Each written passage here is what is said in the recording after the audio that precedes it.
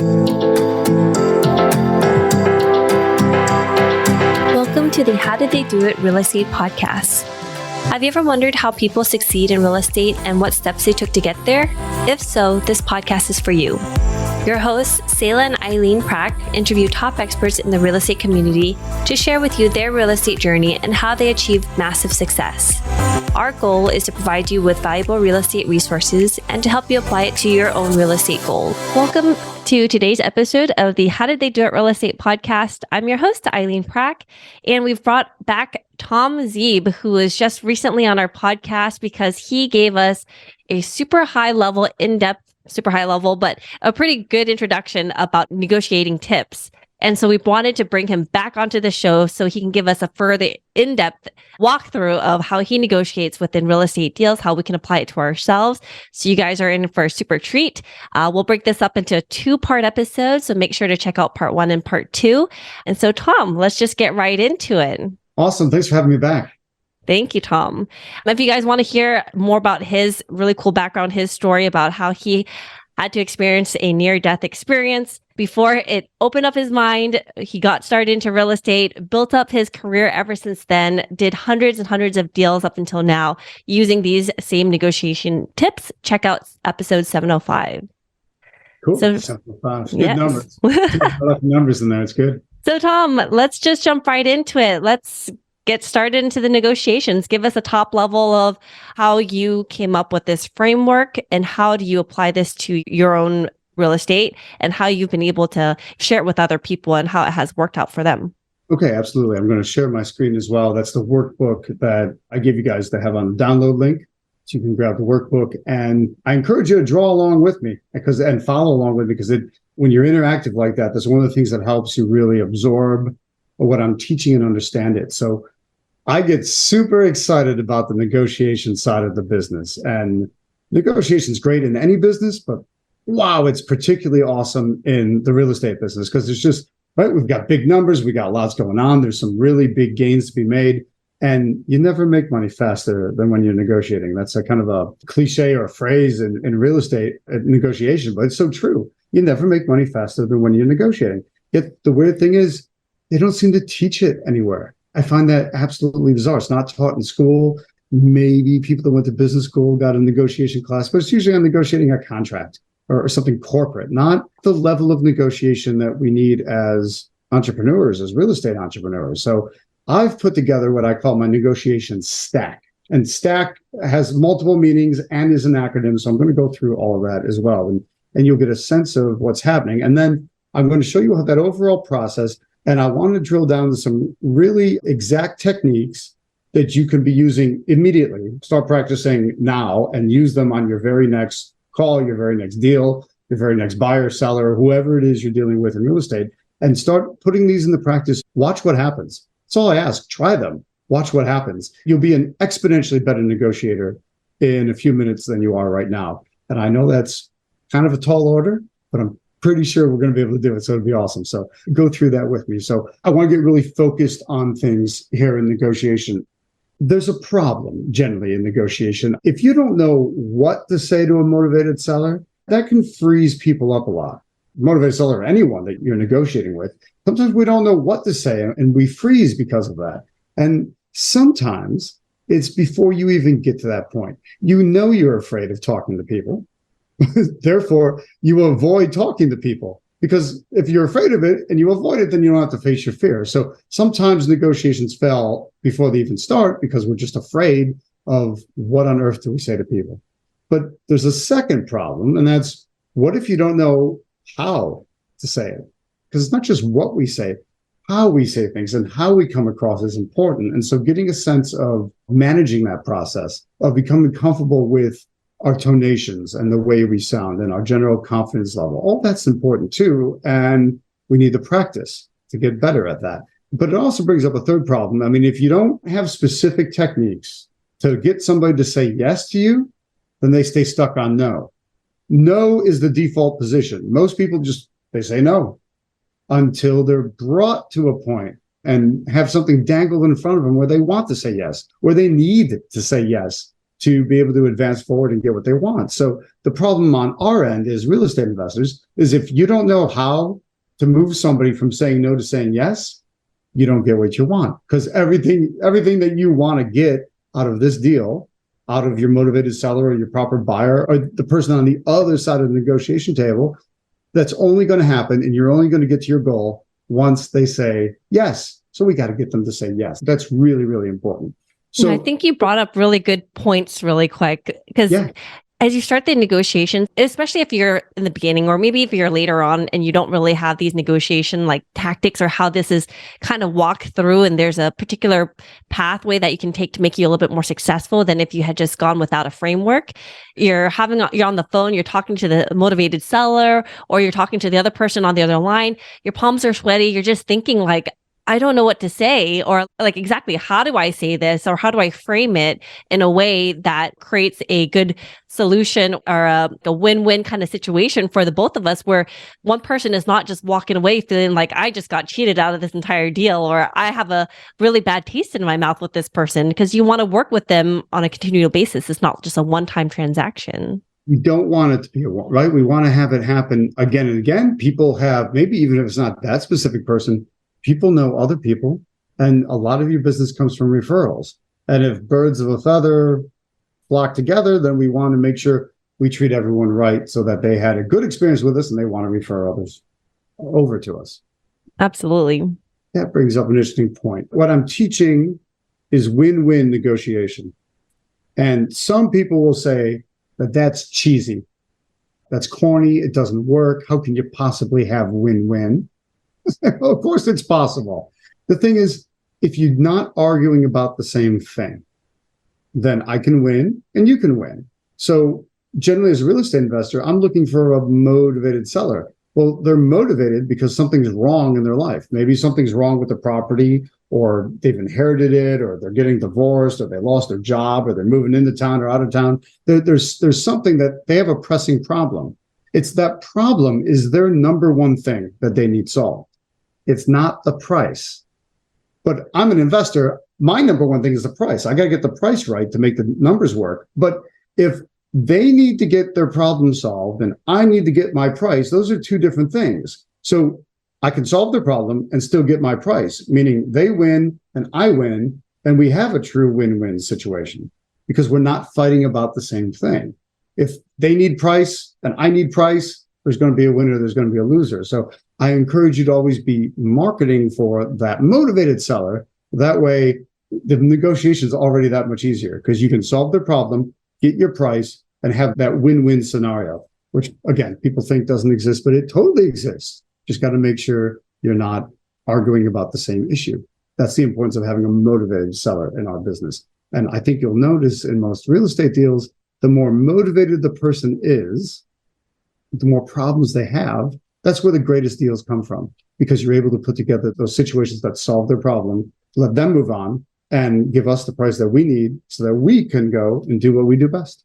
What would you say is the majority of motivated sellers are they really focused on the price point of it? Or as you continue to break down and you ask those questions and dive in deeper to what motivates them actually, the underlying motivation behind it, is it really price at the end or is it something else? It's something else. Absolutely. It's their problem. It's solving the problem, stopping that pain, stopping the bleeding. Whatever situation has come up in their life that's causing them, it's causing them pain, it's causing them heartache, it's causing them sorrow, it's causing them stress, and they want to be rid of that problem. And when you're after people with those problems, you can solve those. You can solve them by having them sell you the property. And you put that deal together, right? And now you know exactly what to do with their property because that's the kind of real estate investor you are. So you're always better off going after people with the problems because it's going to make that negotiation all that much easier. All right. Thanks, Tom. You're welcome. So when we take these problems, right, these three main problems, and we know we want to create a win-win situation, we've got to spin those problems around and turn them on their head. Because when we get negotiation right, you learn to say the right things at the right time. Think how nice that would be. Someone always said the right things at the right time to you. You learn to say each and every one of those things with confidence.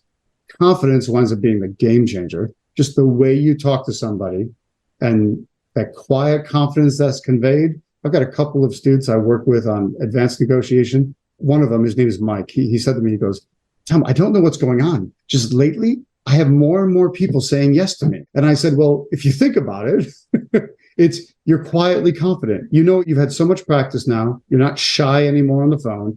You make the offers. You don't care what the response is. Yeah, you want them to say yes, but you're prepared for the no. And that quiet confidence comes across and it conveys a real sense of professionalism. And people go, I want that guy or that gal to solve my problems because there's just something about you, because you're quietly confident. Confidence is that ultimate game changer.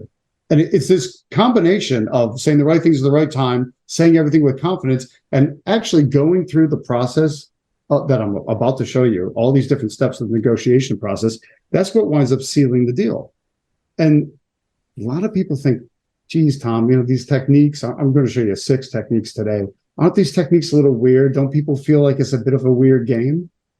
No, they don't feel like it's a game at all. They go for it every time. They go through and they go, oh, and you start to work their price down and get them to say yes.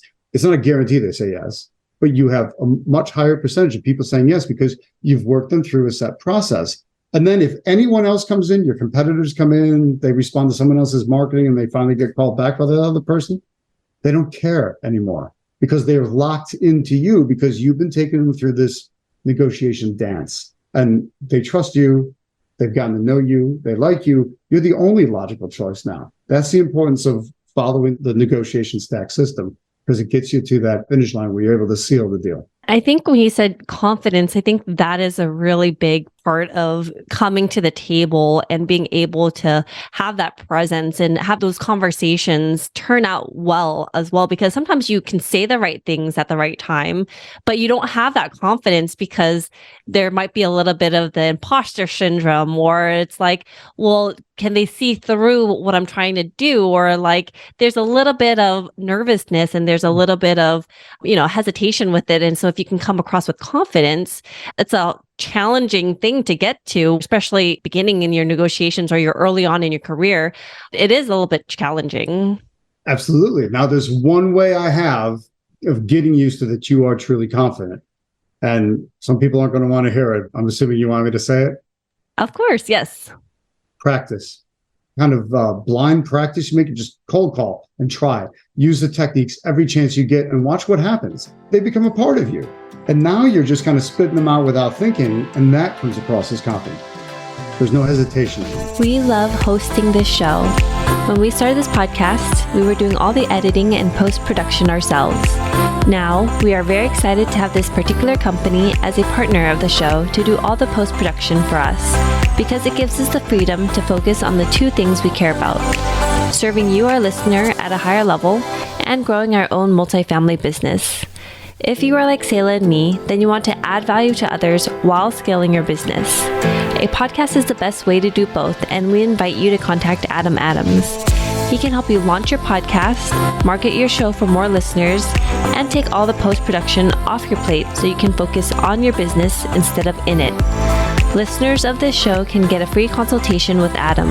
To schedule your free consultation, find the link in the show notes. Yeah, I think people would sometimes compare it to like working out a muscle. And so the more you work it out, it just like becomes like muscle memory. Yes. Next thing you know, you're stronger. Next thing you know, you're thinner. Next thing you know, you're faster because you've been working that muscle out. It's the exact same thing here. Excellent comparison. All right. All right. So let me define out STACK because I think that'll help you understand the process and the system. So I call it my negotiation stack because of the 52 different negotiation techniques that I use. I'm going to teach 6 of them today. What happens is that there's not one order that you use them in. They're stackable, and you just keep stacking based on that individual conversation you're having with somebody.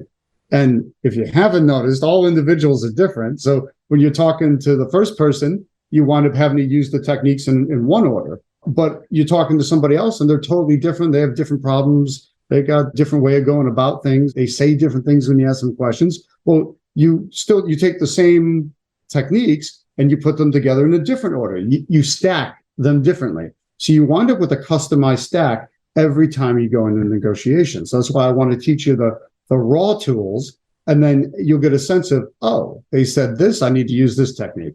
Oh, I'm going to open with this technique. I'm going to drive the price down further with this technique. I'm going to help wrap it up and get it closed with this technique. And you put together a customized stack each and every time. So that's why I call it the stack overall.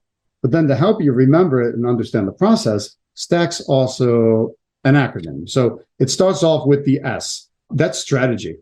Strategy. You have to have a strategy down for what's your overall goal in the negotiation. Strategy is that high level idea. What are you after? What's the main goal? And now we can figure out how we're going to get there. Well, we're going to get there by putting a bunch of tactics into place. Now, tactics are very different from strategy. A lot of people get tactics and strategy confused.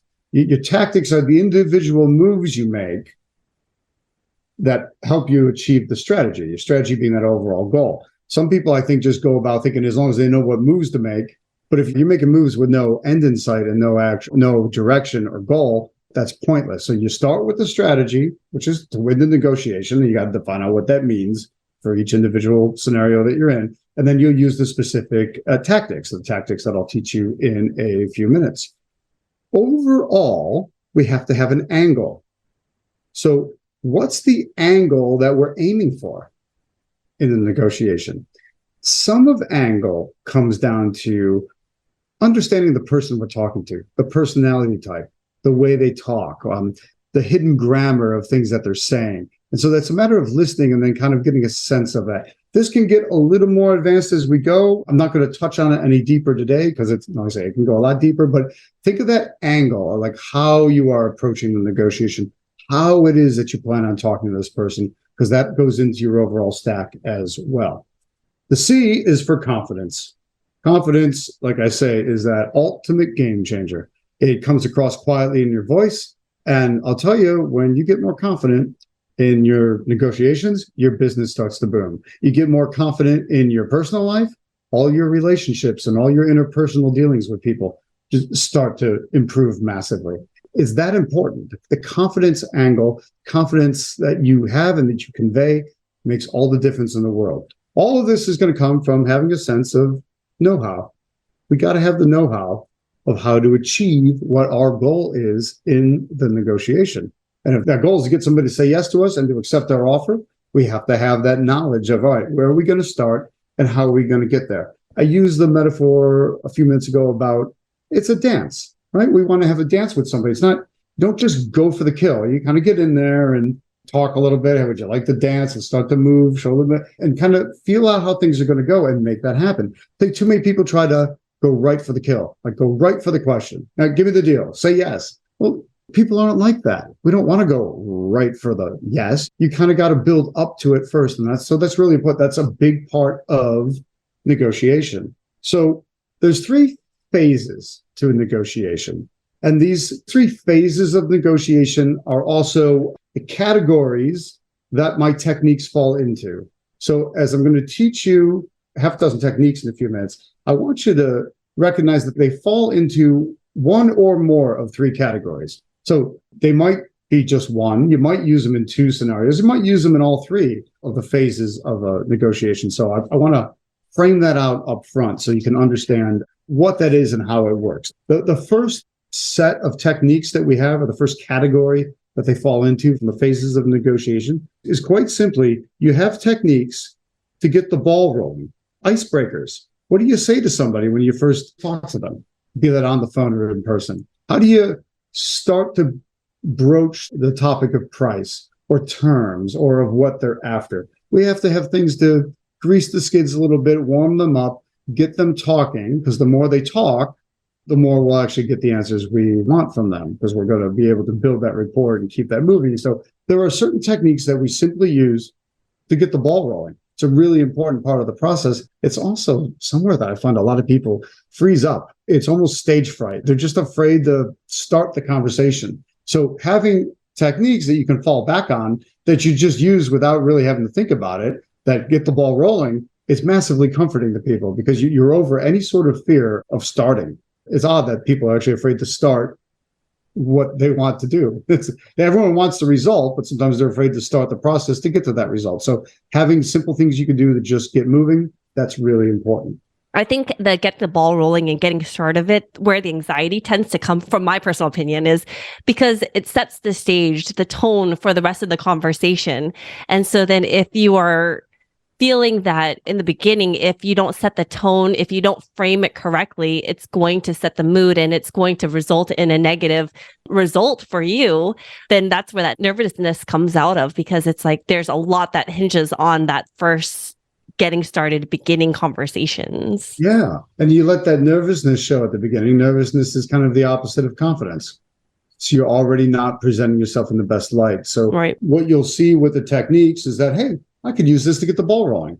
This is just a conversation starter. This is something I would do at the beginning each time. And that gets things moving. And then you don't have to worry about it as much. So it's a good spot to be, which would then lead us to our next batch, which we want to have techniques to get the price down.